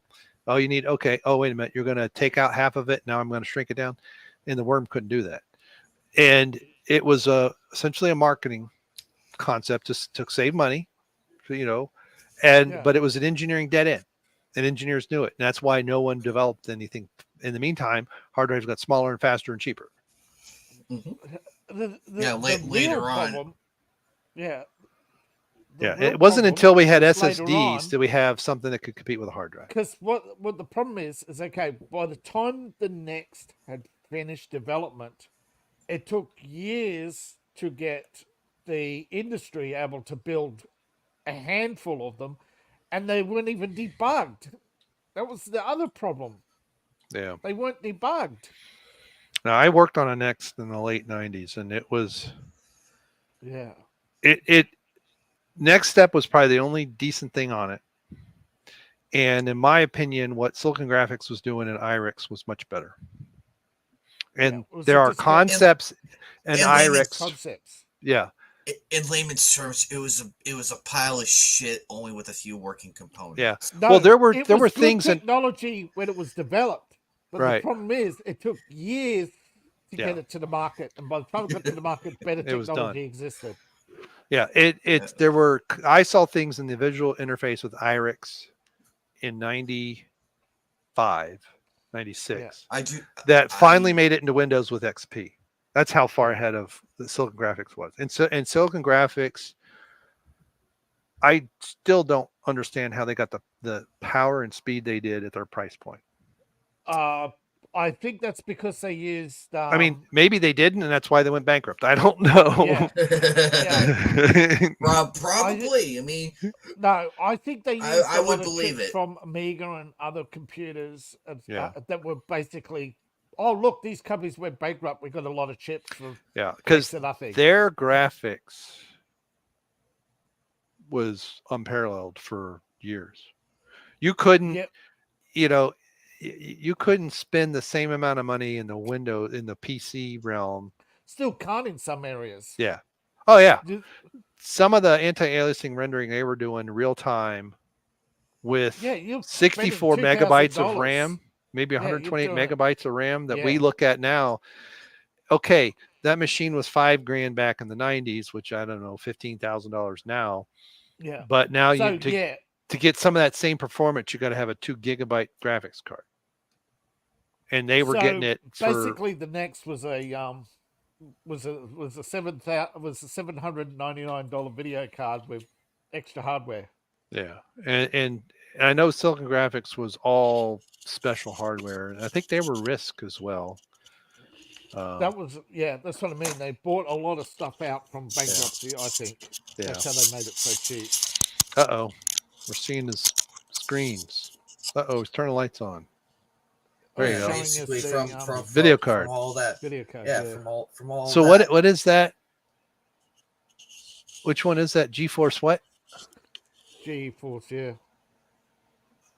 Okay, RTX, yeah, but what's the number? 72 something. It's under the cable. Isn't it like a 4070 or 40? It's or 50. There's anyway. Yeah, but this is basically we went from what they had in the 80s to now. This is everything. Oh, I mean, the computers I was using 15 years ago was less powerful than my cell phone. Oh, and if anybody's wondering on Twitter why the hell my lights are out, I really do not know. I tried that. Anyway. So anyway, it's getting to be we've been on for an hour and a half. I don't know. Yeah. Deadpool How you guys feeling? Yep. People are saying Deadpool 2. Deadpool 2 is what happens when you take the MCU out of the MCU. Is that you mean Deadpool and Wolverine? Yeah. That it's basically a return to form, but it is PG. It is what it is. No, I saw a trailer the other day and it said rated R. Did it? Is that what you were talking about? Is that the second release you were talking about, Anime Night, at the beginning? Did it have a PG release and now it's getting an R release? No, it is rated. Oh, it was. Okay. I'm confused now. I'm betting you what's his name had something to do with that. He probably said, "I'm not effing being in a movie that's not going to be rated R." Maybe the reviewer didn't know that, but I've only seen a review for it, and they were pretty tickled pink. And Yeah, no, they said, "Oh." And then they said at the end, "Oh, the only problem is it's like PG-13." I'm going, I thought it was rated R, and then you asked me that, so I checked again, and that's. I'm maybe just they saying, did maybe they reviewed a test audience and they went the back and put stuff in. Yeah. No, it's rated R. It's rated R. Yeah, but don't forget, early reviewers might have seen the. Which wasn't it? Was it the first one that like the next year they came out with a PG-13 release? Yeah, they might be talking about. Yeah, they might be doing something like that, or they may have a culturally sensitive release, if you will. Yes. Without being obvious, like Star Wars taking the black guy off the poster. I felt bad for John. I felt bad for him. They did. He knew going in. Probably by then. Sold his soul. But you know what they did or didn't do with Finn in the first one had me disheartened. I'm like, you got to be kidding me! Yeah. You set this all up, and then it's JJ. You set up a black Jedi, and nobody batted an eyelid, and then you take it away from him. And you had not a black Jedi. We had that in the prequels. What I'm saying is but what I mean is someone turning from their conditioning as a whatever stormtrooper, whatever they were supposed to be. Okay, that was the thing. And becoming and the Force awakening them to become something else. But no, we didn't get that. The whole clever thing was totally just like Lost. It was total. No, Jar Jar can't. All he can do is set up. He can't deliver. He's great at setup. That's all he knows. He does not. He does not know how to finish a story. He knows how to start one. Because he doesn't know. Right? He gets his movie book cliche out. Yep. He runs through the cliches, tell his writers to come up with ideas, and then pitch them to him. That's how he puts his work together by committee. That's why he's that's why he's the most successful flop in Hollywood. Right. He sets up Lost, then he goes and does Alias. Yeah, and then sets up Alias halfway through, and then goes and takes a hiatus. Right, and then starts doing Star Trek. Yeah. And screws that up. But he's the most overpaid, overrated flop in Hollywood, is that he's paid the most and has like one of the lowest ratings. It's one of 10 directors that are basically blacklisted from Warner Brothers, I think. Oh, really? Yeah. He's cost them over $500 million in damage, IP damage, I reckon. Just on the DC stuff that. But I might go. I'm not sure where. I wonder if it'd be in Boone. I might go see Iron Man and Wolverine. I barely remember the second one because the second one had. Was it was the second one that? Which one had those other mutants in it, like the girl and Gina Carano? Was that the second one? I think it's the second one where they have the kid who's the fire starter. Yeah, so wasn't there Cable? There's a girl in there too that is like a mutant that helps him. She's a fire starter or something, or explosions. I can't remember. Which. Yeah. Yeah. And anyway, the other one, Colossus. Yeah. Yeah. Because I know the first one I remember. The second. Yeah. It's like you two again. It's like the studio can't afford anymore. Yeah. Can't afford the rest. But so I might go see that. I mean, the last movie I saw was in a theater was Top Gun Maverick. So yeah, I'm waiting till after opening weekend to go. But I can't believe that's been 2 years ago already. Or 2 years. I'm not going to guarantee a movie, but one of the reasons why I haven't or won't probably go to see Deadpool is because my rent up, my food is up, and my electricity is up, and I haven't had a pay rise in a year, and everything. I had a pay rise, but it's less than everything that's gone up. Yeah. Again. Oh no, our Sam's Club. this is what I've been noticing. We spend about the same amount of money, but the amount of stuff in the cart is less than a third what it was 2 years ago. Yeah. And it's like, I'm looking at stuff we used to get, and I just, I'm in the, hey, yeah, we used to buy that, and we used to buy that, and we used to buy that. But now it's pretty much, is it toilet paper, paper towels, a splurge now is a box of protein bars. Yeah. So, and you've got to be careful with those because a lot of them have fructose in them. Yeah, well, or they have the ones we get are low in sugar, but yeah, I do keep track of because that's one thing I noticed. We used to get mixed nuts, and I started having sensitivity to it, and then my wife looked at it like a month ago because she started, and they've got canola. Yeah, they've now, instead of using coconut oil to coat it so the salt sticks, it's like sunflower oil and canola oil and this other shit that I can't eat. Yeah, you get off of that for a year and you go have it. At least for me, my sinuses go nuts, my allergies kick up, and I feel lousy for 3 days. Yeah, I'm still sweating garbage from 10 years ago. Yeah, but yeah, so we don't get any of that anymore. There's some other things we get half as much and we don't eat as much. There's different drinks we used to get. We don't get any of that anymore.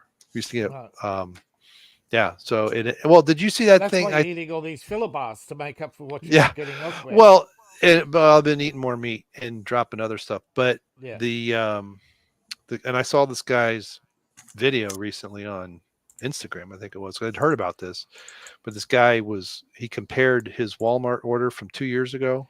I showed it yesterday on my show. $124. Now it's 400 and something. Yeah, reorder. Same 29 items, reorder.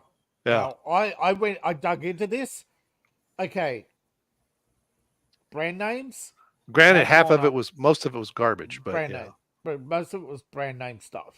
Okay. Half of it was brand name stuff, like premium But milk. Still, the government wants to tell you that, inflation's 9%. But here, I challenged the government on this when my father was working for productivity to actually come up with what is the actual basket of goods for and where is it sold? And the answer is it's a secret. Oh, for what they claim inflation is? Yes, to measure inflation, yeah. Well, here in the U.S., years ago, they took energy and food out of the inflation equation. And what do we spend most of, outside of your mortgage or rent, what are the two things you're spending your most money on? Gas and food. Yeah. The thing is, you're paying a premium. Here's the thing about the US, right? You're exporting your oil. Yep. But in turn, you buy at a premium price oil from Canada, Saudi Arabia, Russia, and Venezuela. Yep. And Mexico. Insane. It's insane because all of those all laundered through American companies registered in Ireland, so there's no taxes. Yeah. No, I remember 20 years ago when I was still listening to Rush Limbaugh and people would call in about it. It's like, well, it's an international market. And it's like, it's an international market because we don't have any more American-owned oil companies anymore. There is no reason cartels, outside of the internationalism, we'll say, for and this is true in any country, and because there are some countries, I forget, there was somewhere in the Middle East, maybe even been Russia, there was some country I remember hearing about years ago. This made no sense at all to me. They were pumping their oil out to be refined and importing the gas in, and then something happened to that pipeline, and they had a crisis, and I'm like, that makes zero sense. Now I can almost understand pumping the oil from the fields in, was it North Dakota or wherever it is, down to Texas and Louisiana to refine it, because of the distribution. When it's oil, it's a lot easier to transport safely in a pipeline and then refine it and then put it on trucks, right? Or other pipelines. But then you have all these people play what if. But then they put it on a ship and they send it to some other country, and then a ship comes in from, like you said, Venezuela or whatever, and pumps oil out, and that's what we get. And I'm like, You have 5 countries that supply you with oil that's laundered through US owned companies, but those Yep. companies are registered in Ireland. So Yeah. it's not Russian oil, it's American oil. Yeah, I and know. don't you dare tell anybody differently. Well, that's all that internationalism nonsense. And Yes. we want to go back to Club of Rome and all that other crap. And I'm Where not going to there's- finger point and say it's a particular people, No, but it's a it's just Oh, like super greed. there You is got a to control it cartel, all. Yeah. but there's a cartel, and over half that cartel is one set of people. Yes. Yeah. But It's we not get the same all, but it's nonsense one with set, our yes. we get the same nonsense with our food. We get the same nonsense with It's our the same medicine. It's the same nonsense with everything, that there is an international cartel and pricing agreements and trade agreements where you Yeah. have Mexico pumping their oil to the United States for processing and buying it back at a discounted rate because they don't pay your 60 cents per, is it per litre now? Or something, I think 60 What's cents the per litre. tax? That goes to the government. Per gallon. Per 60 cents per gallon, is it? I thought it was, Yeah. Well, Yeah, we get our gas in gallons, but I don't know what you're, No, I'm talking about the international pricing is per litre. Oh, it might be per liter. Yeah. Yeah. So Mexico pays 60% less for the same processing because they don't pay the US government tax. Yeah. So that's where a lot of the what happens is people sit at the border, buy Mexican oil, and go back to the United States, but they're supposed to have a tax certificate. Instead, they have these little medallions that tell the government that they're tax collecting at point of sale. That's where that's Michael Franchise and all that started in New York. Well, that's still going on. Yeah. Oh, yeah. That's the thing he ended up in jail for. In jail for, yes. And Yeah. it's still going on, Yeah. but it's now big cartel oil companies doing it. And he's basically said in his YouTube channel what he was Yes. doing. I mean, he's already the paid. government's He's already not- gone to prison for it. So, and that was also one of the things where the amount of money he was actually making was far less than some. He almost got whacked because of some article. But claimed he made $2.3 billion. Right. And the mob boss said, Michael, we have to have a conversation. right, and it's And if it that wasn't was for probably fact the that- gross, that- not net. yeah, but as he said when he walked into the meeting, he had to basically explain how the figures were broken down Yeah. and how many fingers were in that pie. Yeah. And the mob boss basically knew the accountant, and it wasn't for the fact that he made the account. If he didn't have the accountant already confirm those details, Right. he wouldn't have walked out of that meeting. Right. It was the fact that the boss had actually had the sense at the time to say, "Are these figures real?" Otherwise, it would have been, But no questions asked. as is true with too many things, once the government believes they haven't gotten their share, you get busted. Yeah, but the thing is, they busted him over $2.3 billion and then the media said in revenue, which is, in taxes, sorry, which is bullshit. Right. It wasn't even 2.3 billion in revenue. It was actually 129 stations, of which he only had a handful. Yeah. But they made him responsible for the whole lot. But this is why, we had that. What was that thing that was some guy was on the internet who was selling pharmaceutical drugs from other countries that were legal? Yes, and then not illegal, but illegal to sell in states because because of big pharma. Because again, if monopolies. You get too close to the government's racket, they come after you. Yeah. If you start cutting in on their profits too much, if you're paying their money and they're looking the other way, but eventually they decide not to look the other way, and that's when you get raided and you get busted. The thing is, it's scary how many US companies aren't profitable if you take out the racket. I know, and this is what they built. Yeah, if you don't have government contracts, Amazon's losing $6 billion a month. If you take out the government contracts, IBM is a bankrupt company. If you take out the government contracts this is what happened to Cray. Cray said, well, our government contracts are up. We're now going to sell these computers to the public. And they said, no, you can't. Goodbye. And the company collapsed. Yeah. Well, IBM's like that. They can't.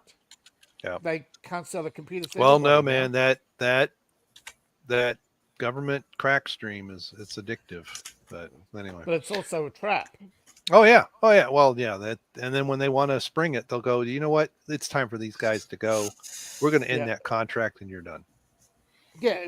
Even if you're paying $1 million a year, or put it, Yeah. as one person said, one person on TikTok was bragging, they donate $100 a day to the Democrats for Act Blue, and they're bragging how successful they are. But this is what they do. They know exactly how much a business makes, and they take half. It's like Facebook. If you want Facebook, if I advertise my book on Facebook, I make no money. Yeah. I lose money. I may Yeah. make sales, but I lose money. It's the same with advertising on television. You lose money. You don't make money off. You don't make money. I don't know how these big companies advertise and make money. Well, turns out they don't. This is all government mandated, right? It's Well, influence peddling. it's the whole thing, right? The whole fiat currency scam, the petrodollar, Yeah, and all of it might come it's crashing. all But anyway, printed money. yeah. Yeah, So, it's but like Walmart. If Walmart didn't have if Walmart's wholesale, right, did not have mhm, all these government supply contracts, Walmart would never exist yeah. and they would be bankrupt. So, and that's part of the problem is how to get rid of all that stuff effectively. Well, they were looking back already in the 70s how they break. Nixon was looking back at this in the 70s, which is why they got rid of him. Is he was asking too many questions about JFK and all these government contracts and why all these people who have a reason to kill JFK on the Warren Commission. He was just asking too many questions and nobody liked the Wanted one to of come up those with questions answers. going public. Yeah. All right. Well, I have the dog staring at me. Okay. Last words, anime. Stay tuned for everything, and been a lot of fun coming here. Always exciting to look forward to Friday nights. And speaking of which, I managed this just came in. The complete series of Voltron. Oh, nice. Oh, Is that still Yep, shrink wrapped? no, still shrink wrap by the it's looks of it. Okay. It just looks real shiny, like it's still got shrink wrap on Yeah, it. So nice. yeah. no, it's Very nice. holographic, and I also got a whole bunch of stuff actually, and then the gem Oh, that wow. I've been Ah, wanting for a very long time in my yeah. hands, and lots of other stuff. I did get a DVD driver thing for my PC, so we'll be able to do some very fun, interesting things, and I know a way around a few systems, so it's gonna be a lot of fun. I will be making more announcements pretty soon, but that's all I can really say on the matter. Uh, Nights the Anime Table is this Sunday. We are gonna have a lot of fun. We've been having a blast these last few weeks, so let's keep the good times rolling. And Tuesday I'll be back with Half-Life 2 as we try to complete that game. Stay tuned for more shorts if I can muster up anything in editing. All right. All right, David. All right. We've got coffee and gaming coming up for tomorrow morning for All you right. Okay. Americans, and tomorrow about Tomorrow this evening for time you I'm guys in Australia. this time Oh, tomorrow I'll be playing Doom on my channel. Doom, the original? Doom 2. Doom I'm 2. playing All the right. original. I'm playing the master set of Doom Oh, 2. okay. Yeah, So I found a speed Doom. It's Doom 2. It's interesting source code. I'm going to try and get it compiling on Linux and see what happens. yeah, you could get the source code to GZ Doom, which is a upgraded version, Yep. but you need a special compiler for it, I think. All right. Anything else going on your There's channel or what you're doing? yesterday I did no, yeah, well, yesterday I did tabletop news. Uh, Last night, of course, did my news on the Ukraine war, and oh boys, it's just like Okay. Sooner or later, they're going to have to lift the lid on that because 40. Well, we don't know whether it's true, but allegedly some NATO officers were killed yesterday in an airstrike. Oh yeah. And Yeah. Oh no, Stoltenberg is yeah. Who holding knows an what's going on? emergency meeting, so we'll find out whether or not it's true. But by the time we find out it's true, we don't know. But Yeah. they are trying to.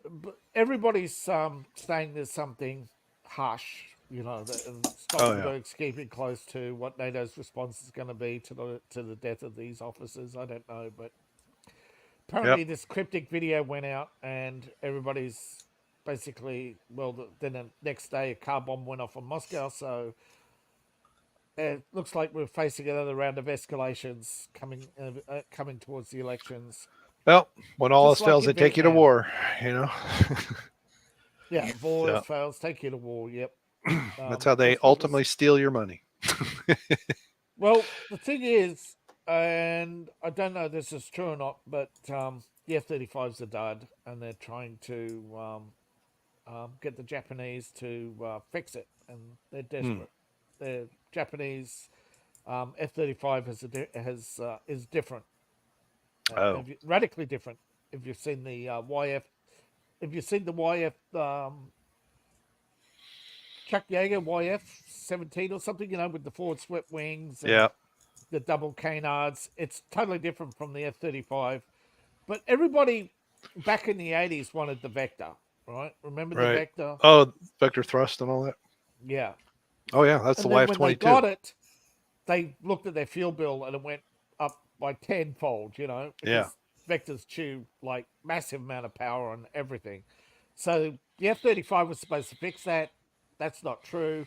But apparently the Japanese plane is carbon composite. It's much lighter. And it's actually more like a super F-15. So this is what they're doing. They're trying to transfer the technology from the F-35, Japanese F-35 to the American F-15.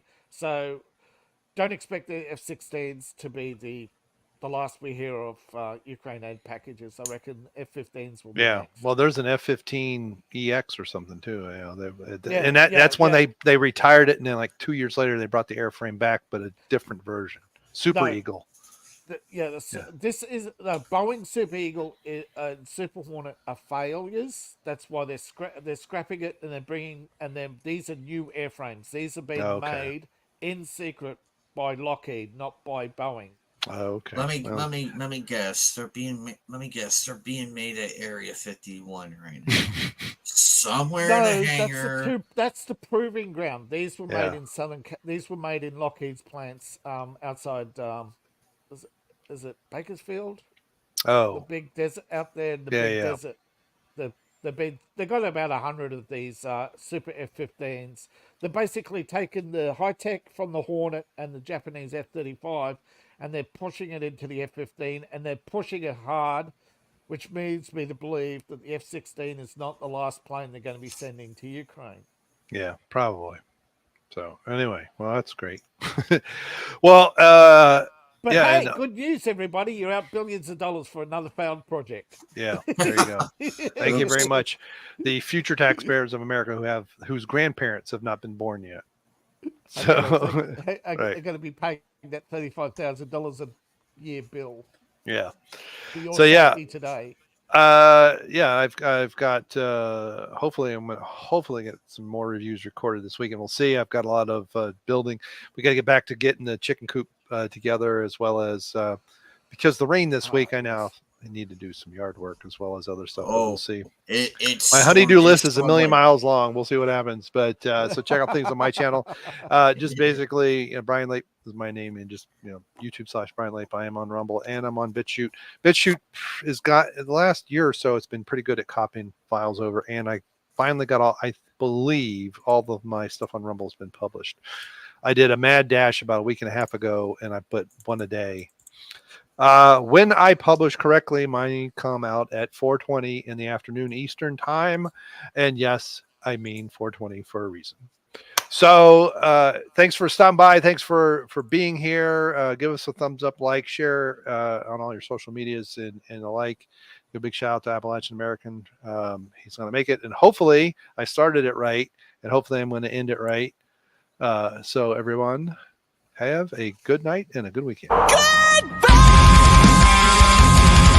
Bye-bye. Good day, sir. Later, dudes. Good night, Jimbo. Hell, I got to go.